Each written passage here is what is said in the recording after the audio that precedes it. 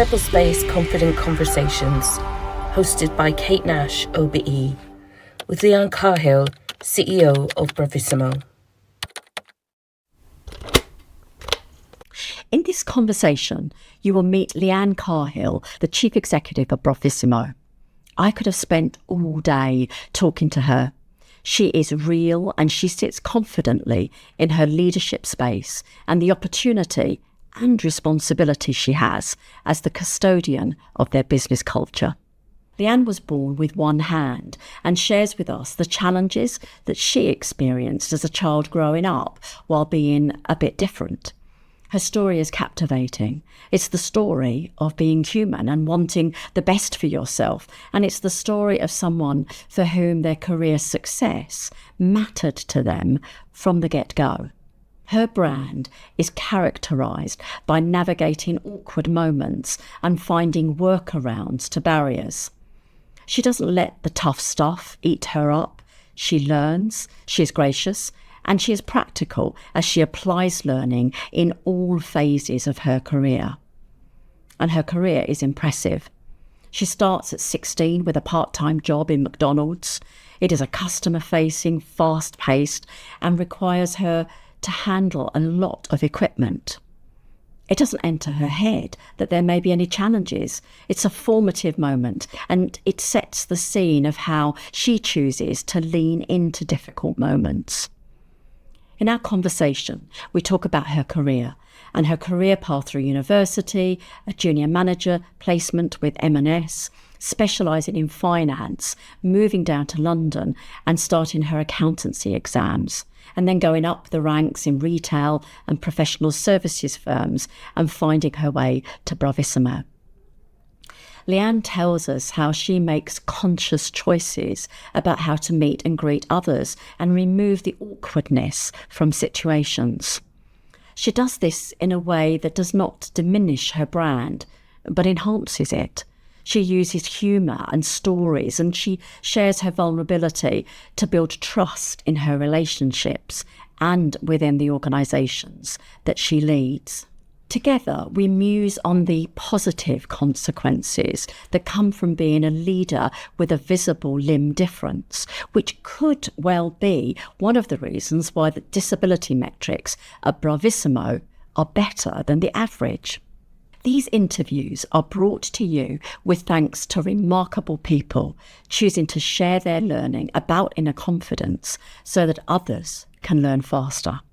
This tranche of 6 conversations in our first series are also brought to you with thanks to LSEG, who are working to create a culture of belonging for everyone.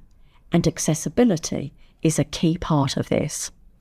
Once you have listened, I ask just one thing from you. Send the link to 5 others who you think might be able to pass on the messages to 5 more.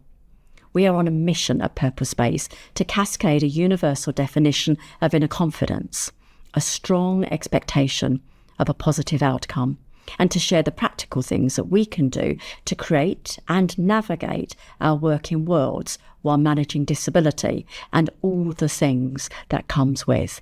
Enjoy this conversation. Leanne, inner confidence is the bedrock upon which we build our careers. What does inner confidence mean to you? And what do you think the listeners and the viewers tuning into our conversation will take from this and will get from the inner confidence piece?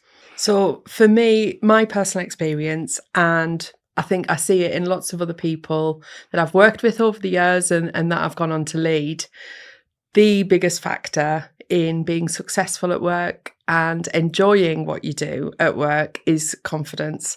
So I really can't think of a more important topic to discuss. Wonderful. So we're going to tuck into that. I want to do a bit of a once upon a time. So, you're the chief executive of Bravissimo. You've had an extraordinary career, which we'll tuck into. But I want to hear more about that schoolgirl growing up. You were born with one arm, and it couldn't have been altogether easy, going to school and being a person of difference. Tell us a little bit about that, and then we'll move into how you got to do what you do now. Okay, so very, very early on.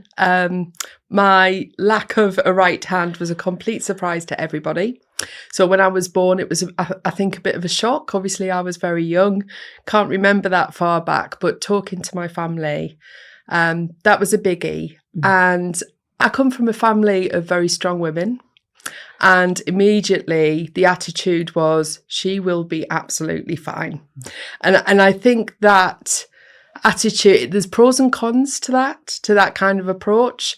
But it was absolutely instilled in me from the beginning that I would be and was capable in all senses of the word. So I could do what I wanted to do, and I could certainly do what I needed to do. So I kind of started school with a very kind of, at the time, felt quite confident in terms of I would go on and do whatever I felt like in life. Yeah. I do remember being about 5 or 6, and one of my school friends came into school full of herself because she'd learned to tie her shoelaces at home. And I was absolutely furious, actually, because she'd done it first. So it didn't enter my head that I wouldn't be able to tie my shoelaces. It was more, I needed to be at least as good as she was. So I went home that night and fueled and I you. wasn't going back to school until I could tie my shoelaces, and I was kind of, it was the fact that she'd done it first. So I think there was a bit of, amongst that instilled kind of, you are capable, was a bit of competitive, maybe you have to just do a bit more or a bit earlier, or I think that was there from the beginning. I get you. Leanne, you mentioned the pros and the cons of being surrounded by incredible women who said, this is going to be fine. What were some of the cons that you picked up? I think it was an attitude that it was going to be fine, and it was probably less talked about. Yeah. So it was probably something that just wasn't discussed very much in my family. And I think there's pros and cons to that. So certainly there was no fuss, there was no special treatment. And I think that was healthy for me. That's worked well for me. Just an assumption that I would find ways and I would get on with things. But I think possibly later on, when you're outside of that family environment, maybe outside of primary school, when, you don't know people as well, people don't know you, maybe they're not as comfortable with starting to discuss things, not got the language to talk about it, and maybe feel that it's not to be talked about just because it hadn't been talked about. Yeah. So I think there's positive impacts and perhaps things that took me a bit of time to think about because I'd not done them before. I hear you. And sometimes that can be a bit of a lonely path. Yes. Or you have to seek out the good friends to work out how you deal with certain situations. Yeah, I get you. At school, I went through times where I wore prosthetic arms and didn't. And it was kind of an on-off decision. And do I need any kind of adaptation or do I not? And I didn't really speak to anybody, when I think back, I mean, that's something to discuss and talk about and wonder about and share. And there wasn't much said, really. Yeah. So it was more inwardly, what am I thinking about it? Yeah. Interesting. So Leanne, moving on then and thinking about maybe that first job. So moving from schooling into the early stages of your career. Tell us a bit about that. How did you get that first job? What did that look like? And were there any challenges in terms of having one hand? I think with our CVs and when we talk about our careers, we tend to start when the professional kind of stuff began or when we got a bit more senior. But actually before that, so I've always worked.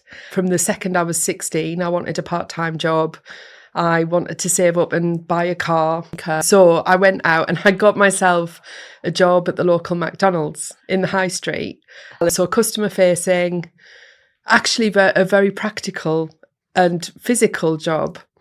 And I remember going and I'd filled in the forms and I went and I had my interview and spoke to the manager and he just kind of paused and half-assed. I can't remember how he worded it, but he was essentially asking me if I thought I'd be able to do the job that I was applying for, given that it was working in kitchens, lots of equipment, very fast moving. Yeah.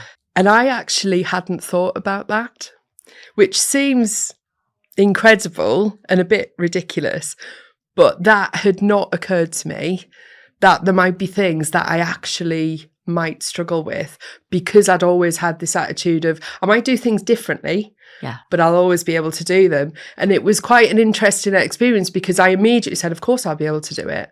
You know, that was my immediate response. But I did go home thinking, will I? And what happens if I can't? So I did start work, and, you know, right at the beginning, that time when you're just navigating, being in a workplace, working for people, meeting new people. And in that kind of a job, you know, you're meeting the public all the time, and children. And actually that's quite an exposed position to be in. And then realising that I've got to move really, really quickly, and I've got to just find different ways of doing things, whether it's working with this specialist kitchen equipment or carrying lots of drinks or not slowing everyone down. But I think that was quite formative, because just doing it, finding out, yes, there was a few scrapes and tough moments, but I did it and I was fine. And I worked there a couple of years before I started university. It just builds a little bit of, actually, that was quite hard, but I did it. And I got through that time and I enjoyed it. So I think that really starts to set the tone. Yeah, I hear that. That's incredible. And did you have to ask for different adjustments, or did you just create your own workaround? How did that play out? So after that first question, it was never discussed again. Yeah. There's a theme here. Yes, there is a theme, and I'm not sure whether it's my theme or how things pan out if you perhaps don't, you don't initiate that conversation, or, in those early years, I wouldn't have had the level of confidence to open that discussion. My way of tackling it was just to get on with it and try, and just not really mention it. So I got all the training, and at each different kind of, area of the kitchen, I would think, okay, well, that's going to take me slightly longer. I can't quite carry as much as that person's just done, but I can move faster in between. And I just got my head down and did it. And actually, it's the competitive element came out. Yeah. There used to be very, very busy periods when they'd incentivize people, who's going to get the fastest, who's going to do the most this hour. And I would quite often be that person, because I would just move that bit faster and find slight efficiencies that other people hadn't thought of that actually sped me up in other ways. I really enjoyed that. Because it didn't matter that it was a very junior role, and it was a temporary role, and there was still things to think, I'm going to make this my own and do a good job. Yeah. Powerful early story. So what happened next? So I went to university and continued working part-time. I had a couple of different retail jobs during that time. And then at uni, I did accountancy and computing. And I did, one of the things that was great about those early years was I managed to get a management placement with Marks and Spencer. So I was a trainee manager during a year in the middle of my degree. And that was a whole other steep learning curve, because now we're moving from kind of shop floor environments into, yes, it was still shop floor, but now management, and there was the professional element of that as well. So it wasn't only customer facing, it was hierarchy, it was formality, wearing a suit, being a member of management. So going through a steep learning curve and making lots of internal adjustments, as well as the kind of learning how to do the job, I think. Culturally, I would say, but that was quite a big step for me as well. Yeah. So that was the beginning of, the professional kind of elements of my career. But I was still based in stores, working in a really big flagship-sized store, and then specialised in finance from that point. Yeah. And looking back, were there any key moments where, again, you noticed you were building your inner confidence via being the recipient of challenge, whether that's challenge from other people's stuff or having to find different ways of doing things? So the nature of my difference being my right hand, the very first day, whether it, your interview, the first day when you meet everyone at work, shaking hands with people is a massive feature of that in a professional environment. And I remember really, really clearly, lots of build up. It was quite a prestigious kind of undergraduate job to get, lots of opportunity, meant a huge, huge amount. So all that build up to the first day, not knowing what it was going to be like, completely new, moving away from home for the first time. It was all happened at the same time. And I had to meet about 50 people on my first day. And I thought, okay, how am I going to do this? And I did actually think to myself, right, I've got a decision to make on how I want to kind of go about this. And I decided I would shake people's right hand with my right hand as it is, because that's what you do. And I thought, I'm not going to do it differently. So what I didn't know was how it was going to go. So I set about and I just met people, and there were some difficult moments. If people are surprised or taken aback, of course, they're not trying to give any kind of negative reaction, but it can be a surprise. So I learned a lot really quickly about trying to make my hand slightly more visible, because for me, the awkwardness there is they're embarrassed. And then they're embarrassed that they're embarrassed, and I'm embarrassed that they're embarrassed. And I mean, that's not the ideal start to an interview or a first meeting. It's really tricky. But the tables were turned, though. On that very first day, I was being shown around, and I was actually walking around the shop floor and meeting all the management teams of each of the departments. It was before the store opened. I was being shown around by one of the managers, and he said, right, and this guy, he's the supervisor in the children's wear area. And he turned around, and I, went out there, went to shake his hand, and he was wearing a prosthetic arm. and I thought, right, okay. Now I know what that feels like, because now I feel awkward. He feels, and we just kind of looked at each other, and it was just a bit of a, okay, well, that's not happened before. That's not what I was expecting when I came in this morning. But that was quite useful, actually, because it just helped me see it from the other side as well. Because actually, everybody's trying to make you feel welcome in that scenario. I'm trying to make a good impression. It's just using a bit of humour and relaxed everybody. So that was quite useful. Wonderful Day story. one lesson. But your explainer there, it's about you're anticipating, aren't you, other people's reactions. So what you're trying to do is prime the way for them to notice in advance. Yes, that's right. And I think it's that anticipation. Once you've had one or two reactions that have been uncomfortable, it's the worry that there's going to be more of those. And that, that preempting almost becomes the bigger issue, I would say. I hear you. So you had an incredible time at M&S. I did. Yeah. So how long were you there? What was the next step for you? So I was at M&S about 4 years. So about half of that was in store management. I was very lucky when I went back to do my final year. I was able to stay on and be a real manager, not a trainee manager. So part-time, I was doing my finals at uni, and I was the duty manager at one of their large stores nearby. Amazing experience. Another confidence builder, because I'd done it in one shop. I'd got to know a lot of people. I was able to very quickly do that again and take all the learnings from the first time and just be a bit more confident kind of how I'm going to go about this time. I know what to expect now, and I'm a bit more prepared. And then I moved to London. So I moved with Marks and Spencer to their offices to specialise in finance, started my accountancy exams. And that was the first kind of, I would say that's, that first phase of my career, that was the end of it and the beginning of the next, which was moving into finance and accounting and kind of climbing that ladder, really, the real progression and building the career through various levels of finance commercial roles. Yeah. So how did you get to Bravissimo? Let's move on to, because you talk about these 3 phases. So Yes. yeah, tell us a bit more about that second phase, what the challenges were, and then how you got to do what you do. So I would say second phase, a bit more grown up time of my career. So going from that kind of junior manager throughout to mid-levels and through to senior management. I moved around a little bit. I went to other retailers, did a bit of financial services in between. I prefer retail.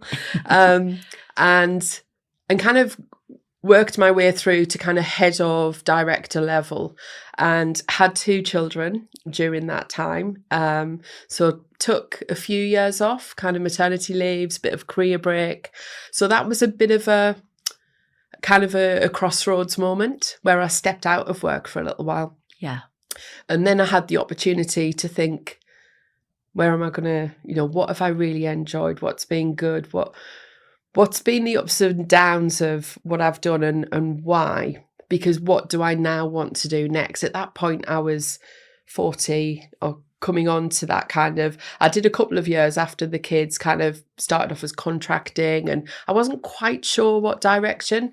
And when I really reflected, I thought about where I'd done particularly well, where I'd really thrived versus just having quite a good time, and where I'd been really successful. And there was a huge link there in terms of how I'd felt in the culture and how I'd, to the extent that I felt I belonged in an organisation and was potentially the sort of person who could progress there. I'd had a couple of experiences at different places where there was a bit of a culture on, this is the sort of person that succeeds here.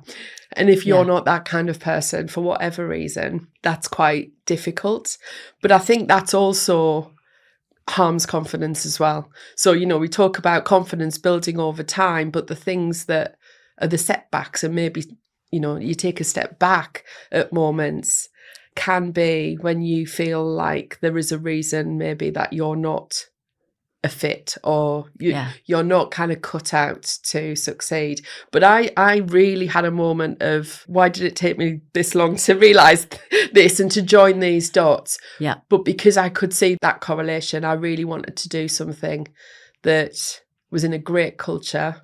Yeah. And I wanted to feel like I was really in the middle of something, because I'd had moments like that during my career where I really loved it. And a lot of that does come down to a culture of belonging. And it's true. I mean, Brené Brown talks often about how we often perceive of belonging as somehow fitting into a culture. Yes. But it's not that. No. It's about being part of and joining and adding value to a culture where you can be who you are. Totally. Yeah, warts and all, whatever that looks like and feels like. Totally agree. The fitting in, I think, is quite damaging, because it's that kind of mindset or expectation that makes you feel like you shouldn't and couldn't talk about any aspect of yourself that's different. Yeah. And it completely creates groupthink, and it makes you think of a whole organisation like it's a homogenous kind of mass, and you need to be the same to do well. Yeah. And I had realised at that point that the same as everything else sounded a bit like average to me. There's nothing aspirational about that to me. Yeah. And you're never going to get the best out of anybody. Tell us how you apply that at Bravissimo. I mean, let's move on to the incredible brand that you now head up, a brand that really matters to me, she says. Brilliant. And thinking about the lessons that you've learned in the past. So, it's one thing meeting a new potential peer. It's something altogether different when you're the leader of an incredibly bigger team. Yes. So what have you noticed about how you've applied lessons learned in terms of your visible difference, and how other people's react? I mean, any learns that you would share with others? Definitely. I think my reflections on what brings out the best in me and what that looks like, I realise a large part of my job and what I'm trying to do and the rest of the team are trying to do is bring out the best in a lot of people.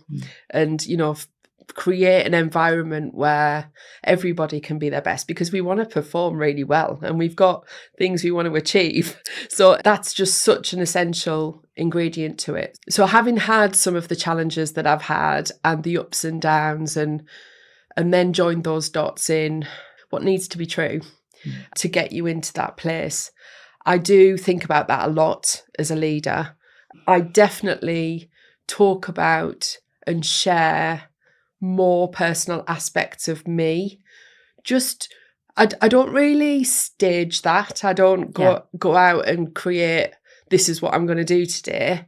But when there are little conversations and opportunities, I will absolutely drop these things into the conversation. It's the little things, or the little sayings that people say sometimes where they then feel a little bit awkward. Do you want a hand with that? It's but using those opportunities not as awkward moments, but actually using them to say, that's my in.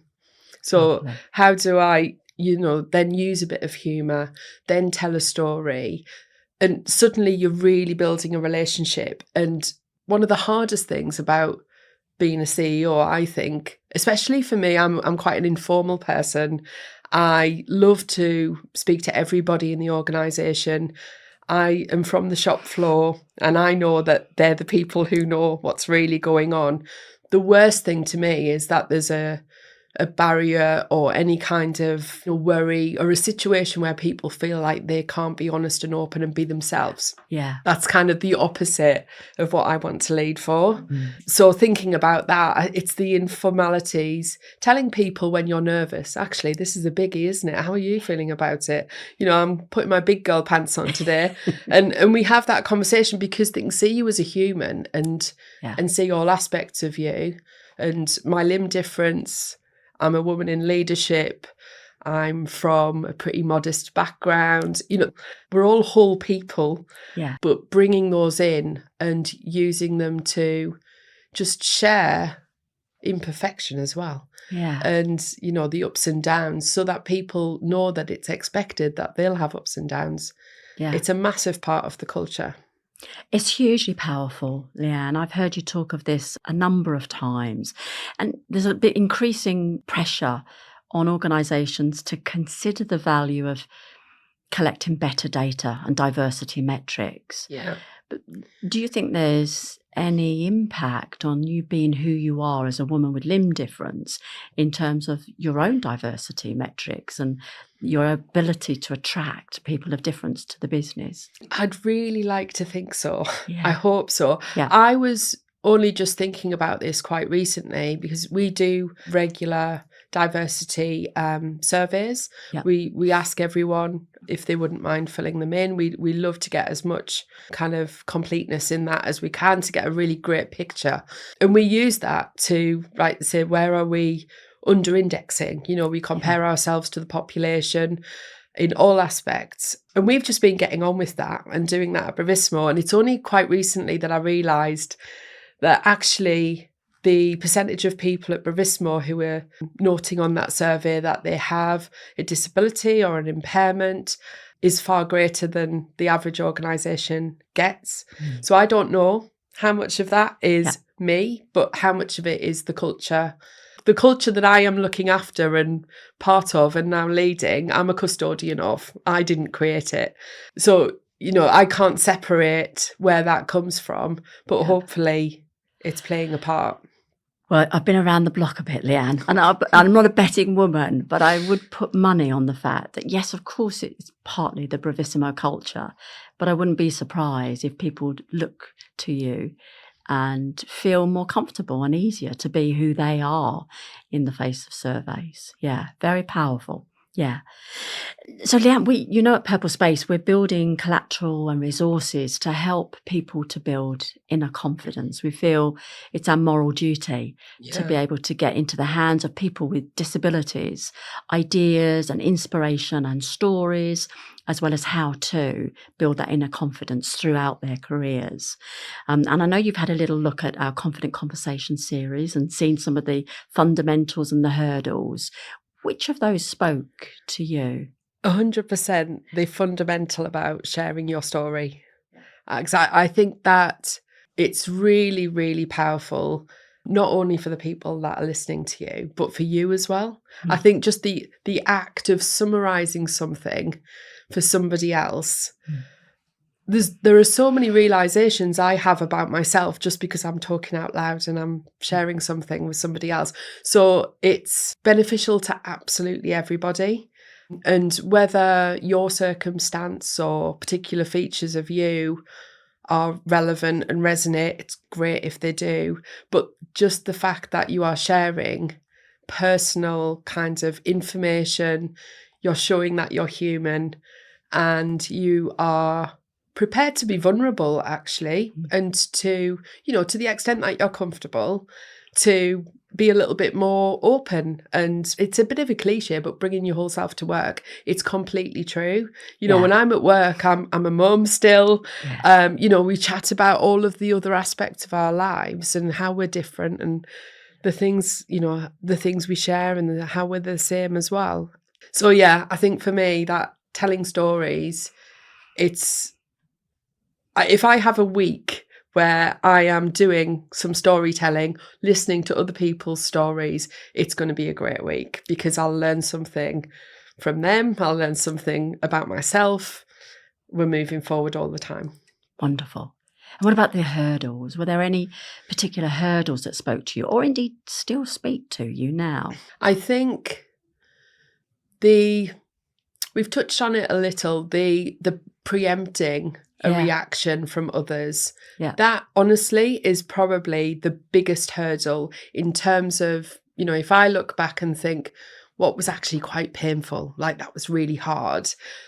The times when I've woke up worrying about something, it's that. It's not actually, can I achieve something? Because once you build your confidence and you have that self-belief, there will be a way and there's always a solution.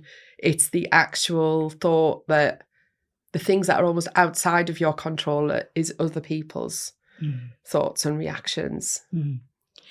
Building on that answer, if you were to look back at the young Leanne, the one that was watching her friend tie her shoelaces. Yeah. I mean, she sounds quite an interesting schoolgirl anyway.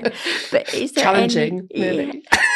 But would there be any extra advice you would give that young Leanne?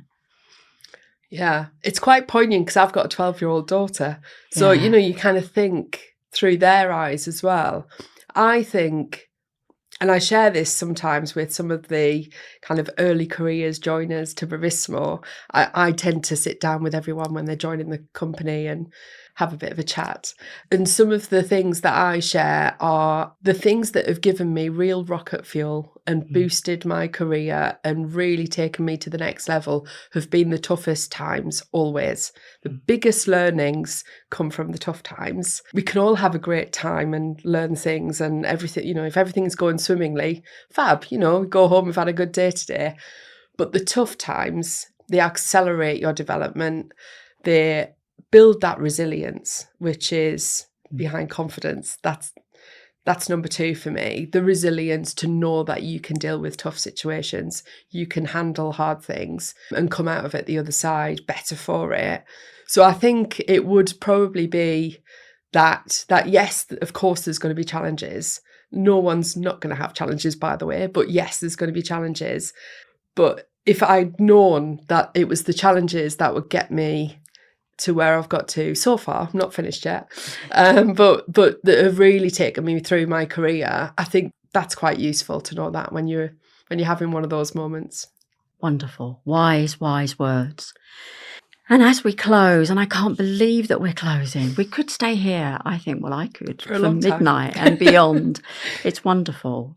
And so my last question, and we building the tradition in these conversations, Leanne, to ask the previous interviewee to set a question to the next interviewee. So I have a question for you, which is, what has been the best piece of careers advice you've been given? So you've shared some fantastic insights that you have learned, but when you look back, either mentors or managers or people who have sponsored your career, or indeed great people like Sonia Bate, who brought us together. Shout out to Sonia. But what best piece of advice have you ever been given?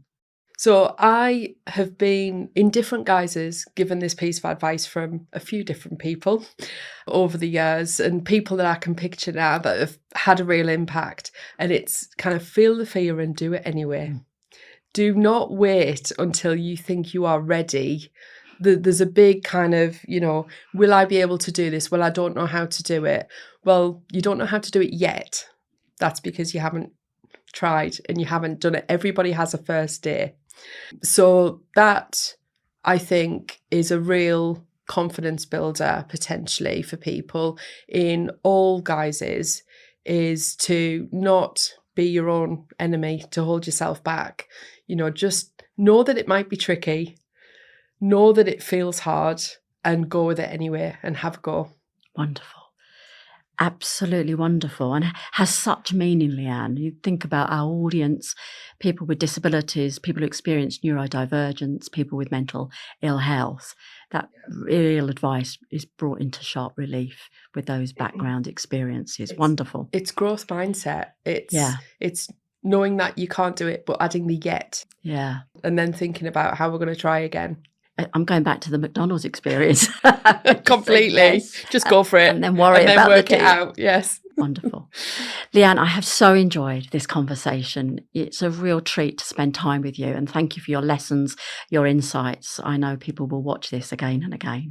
And then as we close, I wonder if you would jot down a question to our next interviewee. Okay. Make it difficult. Tricky question.